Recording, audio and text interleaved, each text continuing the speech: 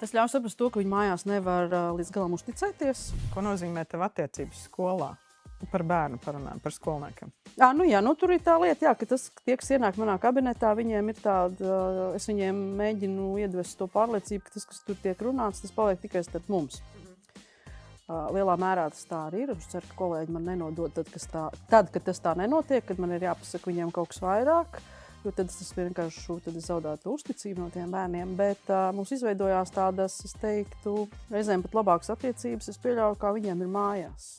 Tas ļauj saprast to, ka viņi mājās nevar līdz galam uzticēties. Diemžēl tā tas ir. Un tad tās attiecības jau kļūst tādas, bet tur ārkārtīgi jānogriež tā robeža, tāpēc, ka, lai tu neuzņemtos, negribētos, lai tas bērns tev neuztver jau kā savu kaut kādu, māmu otro numuru vai kaut ko tādu, bet tās attiecības ir ārkārtīgi smalkas un trauslu padarīšana.